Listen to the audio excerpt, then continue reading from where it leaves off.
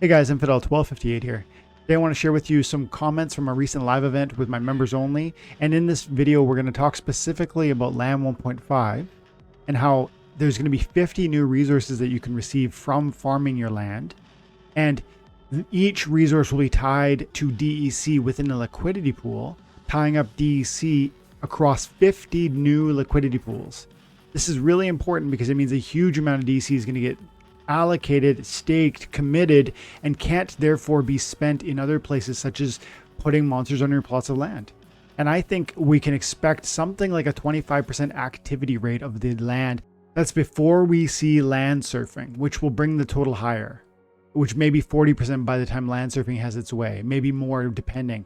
But I really think land rewards are going to be significant, and the fewer people participating, the more slice of the pie each of us is getting, and therefore you'll see 20 to 25% of the land plots be activated in the first month, I bet. And that means we need probably double the liquid DEC we have access to. That means deletion of the SPS. And I think we can talk numbers and we can speculate about what this would do for our amazing tokenomics. Before we go any further, shout out to SPLINTERCOACH.com. SPLINTERCOACH.com is an amazing website that will track your personalized battle history. For $5 a month, you can see how you win, when you win, how you lose, when you lose. And that information is fun to look at, but it also might make you better at the game. One thing I'm noticing today is that from my summoners played in the 50 to 60 mana cap, filtered by a number of wins, Lily Shieldpaw is significantly better than all the others. Lily Shieldpaw, then Immortalis, both very sound. Yasik, very reasonable. Quixodevious, solid. Great summoners from 1 to 5 here. Shieldpaw, Immortalis, Yasik, Quixodevious, Grandmaster Wraith in that order.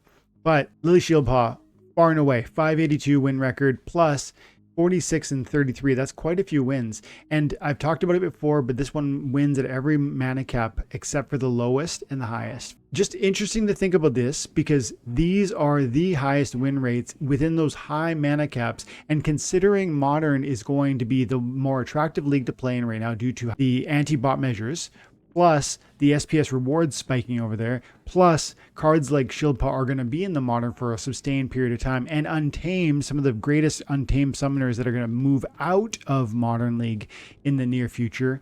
You're going to see Shieldpaw, Immortalis, Yasik, Grandmaster Wraith take an even bigger piece of the pie, more of the front stage for the best summoner in Modern League once we see the move out of Untamed. So if you don't have these summoners already, take action, recognize the data supports the decision, find the price points that make sense, and DCA into a good deck of cards. Thanks guys. Let's get into the video. Also, I still don't really understand how those liquidity pools will work for land. Are the LPs for each region, for each type? That's a good question. The second part of it, I don't like. The part I'm not certain about is, are the LPs for each region, for each type? I actually think it's each region because that would make more sense from an oversight perspective. That you wouldn't need as many liquidity pools.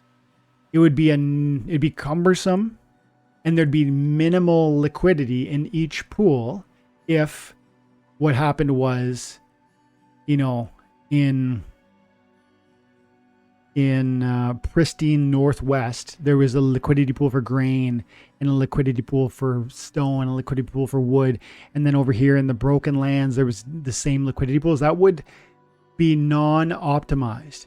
And I believe I've heard them say that the intent is for there to be one liquidity pool that's consolidated for all wood or for all grain or for all, etc., etc. And there's 50 different resources. And so when you choose to take your productivity, whether it's from pristine Northwest or land of prosperity or wild Northeast, etc., whatever you're making gets then dumped in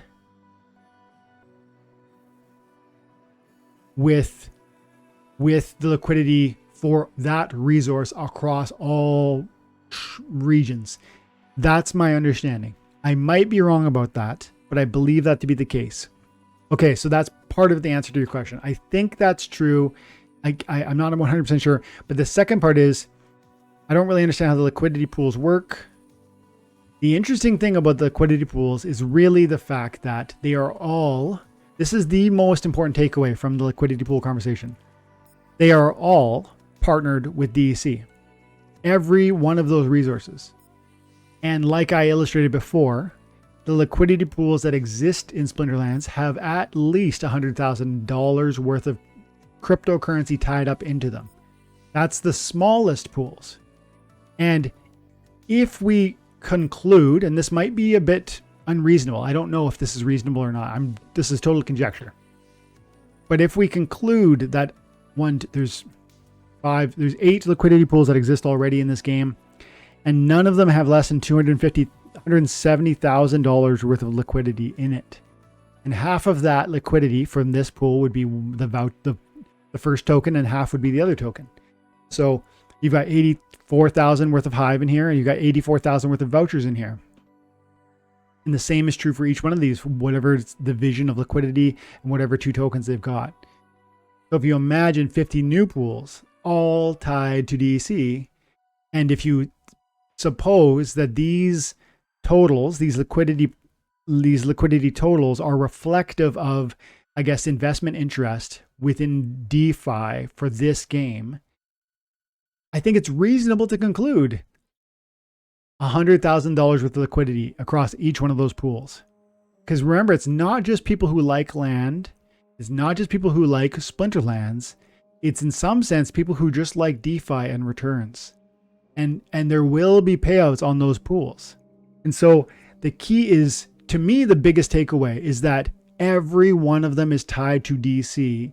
And if you imagine $100,000 per $100,000 worth of liquidity in each pool, you're talking $50,000 worth of DEC in each pool, half and half.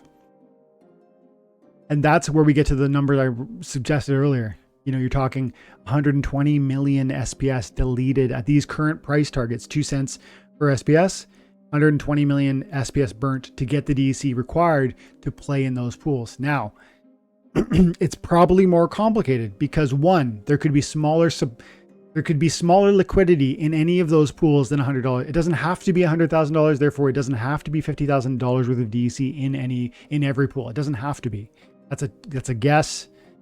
I think it's founded in some reality, but it's a guess. The second part is that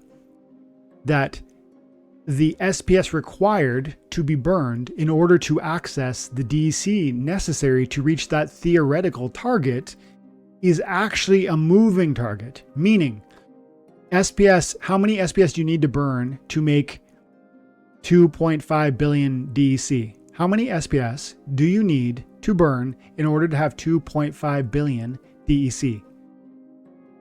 It actually depends on what the price of SPS is.